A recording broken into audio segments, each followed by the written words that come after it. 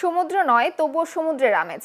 দক্ষিণ বাংলার গোপালগঞ্জে গড়ে উঠেছে এক অনন্য দর্শনীয় স্থান, যাকে স্থানীয়রা ভালোবেসে ডাকেন মিনি কক্সবাজার। প্রাকৃতিক সৌন্দর্য আর বিস্তীর্ণ বালুচরের আবহে এই স্থানটি এখন পর্যটকদের কাছে এক আকর্ষণের কেন্দ্রবিন্দু। প্রতিনিধি শান্ত শেখের পাঠানো তথ্যচিত্রে দেখুন প্রতিবেদন।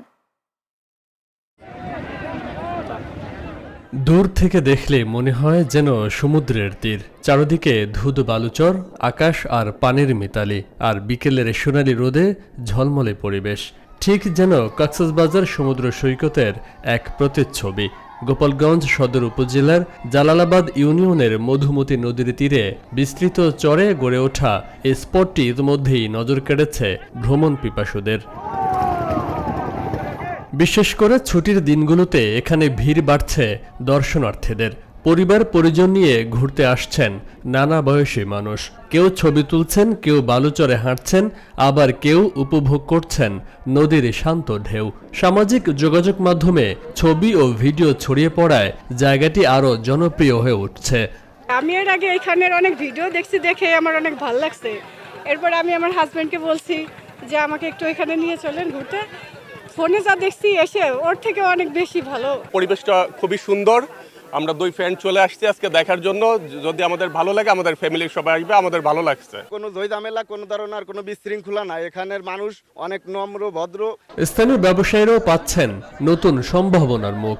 গড়ে উঠেছে ছোট ছোট খাবারের দোকান, ভ্যান গাড়িতে বিক্রি হচ্ছে ঝালমুড়ি, চটপটি, নারকেলের পানি। পর্যটকদের আগমনে স্থানীয় অর্থনীতিতে এসেছে ইতিবাচক পরিবর্তন। এই 10-15 দিনের স্থিতি ভাইরাল হয়েছে, দূর দূরান্ত থেকে দোকানপাট আসতেছে, আরও আসবে নাকি বিভিন্ন এই যে ছোট ছোট মেলা বসবে। যা দেখতেছি মনে হয় সামনের থেকে আরও বেশি আসবে, কারণ অনেকে তো জানে না। এখন জানাজানি হইলে পরে সম্ভবত লোক আরও বেশি হবে। এই গত 3 দিন চলতেছে আমার দোকান, ভালোই চলছে, বেচা কিনা আলহামদুলিল্লাহ। তবে পর্যাপ্ত অবকাঠামো ও নিরাপত্তা ব্যবস্থার ঘাটতির বিষয়টিও সামনে এসেছে।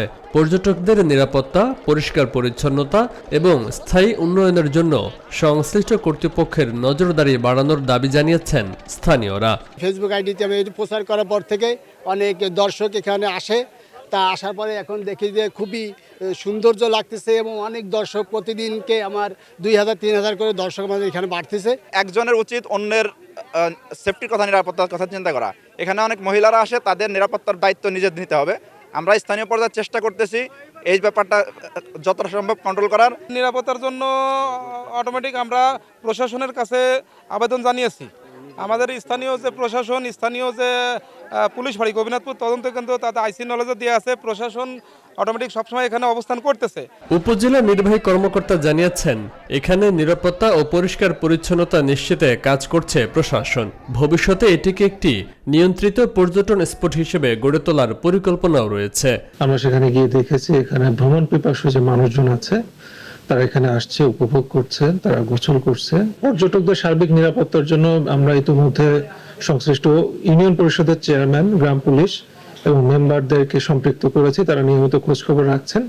এছাড়া কোনো অপ্রীতিকর ঘটনা যেন না ঘটে সে বিষয়ে আমাদের আইন শৃঙ্খলা রক্ষাকারী বাহিনী সচেষ্ট হয়েছে। সমুদ্র না থাকলেও সমুদ্রের আবহে এক টুকরো আনন্দ খুঁজে পেতে এখন অনেকেরই গন্তব্য গোপালগঞ্জের মিনি কক্সবাজার। সঠিক পরিকল্পনা আর পরিচর্যা পেলে এটি হতে পারে দক্ষিণাঞ্চলের অন্যতম জনপ্রিয় পর্যটন কেন্দ্র। Faisal Mahmud, channel S news desk.